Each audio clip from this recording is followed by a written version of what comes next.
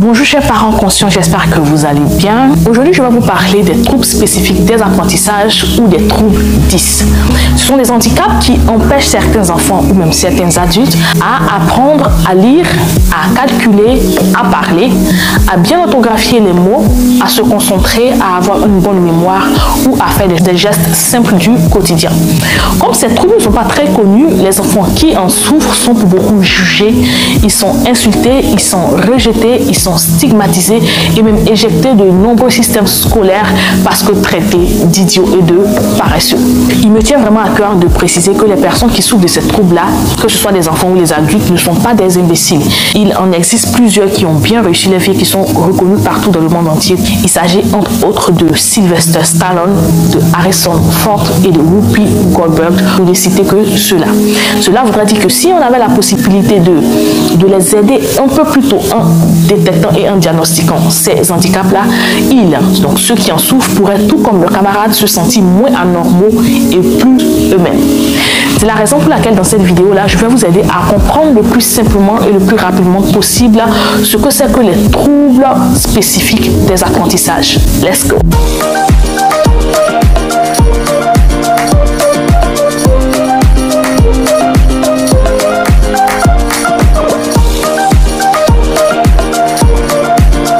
Les 10. Souffrez que je les appelle 10 plutôt que troubles spécifiques des apprentissages pour faire plus court. Les 10 ont été reconnus comme handicap par l'OMS depuis le 11 février 2005, donc depuis pas très longtemps. On comprend aisément pourquoi ce sont des handicaps qui sont méconnus. Ils peuvent être répertoriés en 6 catégories. La première catégorie, nous avons 2 10 qui sont la dyslexie et la dysorthographie. Ensuite, nous avons la dyscalculie. Ensuite, la dysphasie, les troubles de l'attention avec ou sans hyperactivité, la dyspraxie. Enfin, nous avons les troubles spécifiques du développement des processus musiques. Désolé, j'ai omis de parler d'un trouble qu'on appelle la dysgraphie. Donc, je vais faire un ajout dans la vidéo. Merci. Je sais, dire comme ça paraît vraiment difficile à comprendre et vraiment technique. Cependant, je vais essayer de simplifier le plus possible les choses.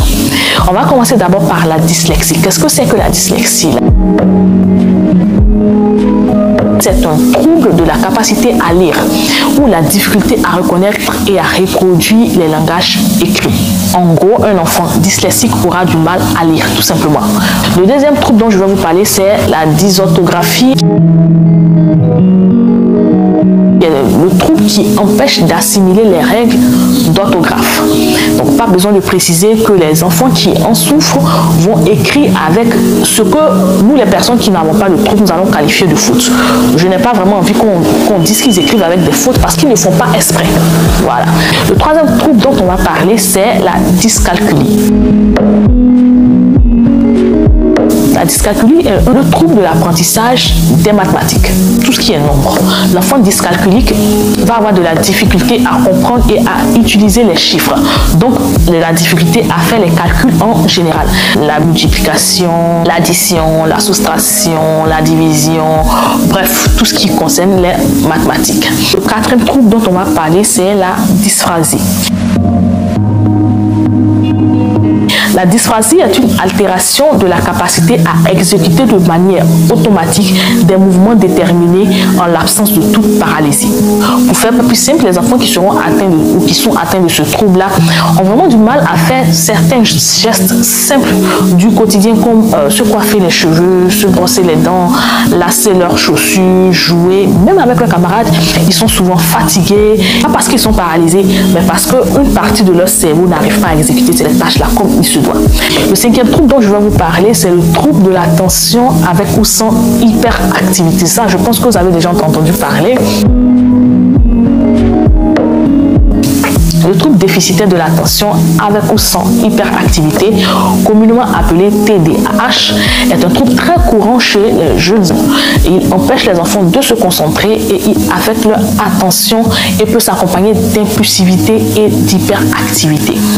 D'impulsivité pour dire que l'enfant n'arrive pas à contrôler ses émotions, il n'arrive pas à contrôler sa colère, il n'arrive pas à contrôler sa joie, il peut être partout en train de bouger, il a du mal à se calmer et de nombreux enfants se font battre, se font frapper et traiter d'impoli alors qu'ils souffrent de ce mal-là. Le sixième trouble dont je vais vous parler, c'est la dysphasie. La dysphasie est un trouble de langage et les enfants qui en sont atteints ont du mal à s'exprimer correctement, quel que soit leur âge. Ils parlent peu et ils s'expriment mal. Donc c'est une pathologie d'origine congénitale, c'est-à-dire qu'elle touche les enfants dès la naissance. Enfin, le dernier ensemble de troubles dont je vais vous parler, parce que je les avais classés en catégorie, si vous vous souvenez bien, ce sont les troubles spécifiques du développement du processus mnésique. Ce sont des troubles qui affectent la mémoire de travail et ou la mémoire à court terme et ou la mémoire immédiate et ou la mémoire à long terme de l'enfant. Il va avoir vraiment du mal à se souvenir d'événements sur le court, sur le moyen, sur le long terme. Mais bon, on dit et ou, donc ça veut dire que les enfants peuvent avoir plusieurs formes de ces troubles mnésiques-là. Je vais faire ici encore un ajout à la vidéo pour vous parler du trouble que j'avais oublié qui est la dysgraphie. Donc la dysgraphie est un trouble qui va affecter l'écriture et son tracé. Donc l'enfant dysgraphique va vraiment avoir du mal à écrire, ça va lui demander des efforts. Puis quand il va écrire, il sera vraiment lent et puis il aura une écriture qui n'est pas très lisible. Et enfin, il aura aussi du mal à dessiner. Bref, voici ainsi expliqué de façon brève et succincte cette trouble spécifique des apprentissages chez l'enfant. Cela me tient vraiment à cœur de répéter une fois de plus que les enfants ou même les adultes atteints des troubles 10 ne sont pas moins intelligents et plus idiots que les autres. Ils ont juste un dysfonctionnement à un endroit de leur cerveau. C'est un handicap. Ce n'est pas fait exprès. De plus, même si ces troubles-là sont permanents, ça veut dire qu'ils sont des handicaps qu'on va garder à vie. Ils ne sont pas une fatalité. Je vous ai cité un peu plus haut des stars qui ont pu réussir même en ayant ces troubles-là. Si un diagnostic est vite et bien posé, des séances de rééducation peuvent permettre à ceux qui en sont atteints de mieux les vivre et d'améliorer leur vie. Pour vous expliquer les choses plus en profondeur et vous aider à détecter d'éventuels signes de troubles des apprentissages chez vos enfants et ainsi d'aller voir un médecin qui va poser un diagnostic, je vais faire une série de vidéos sur chacun des troubles que j'ai cités un peu plus haut et puis sur les techniques pour aider les personnes qui en sont atteintes à améliorer leur quotidien.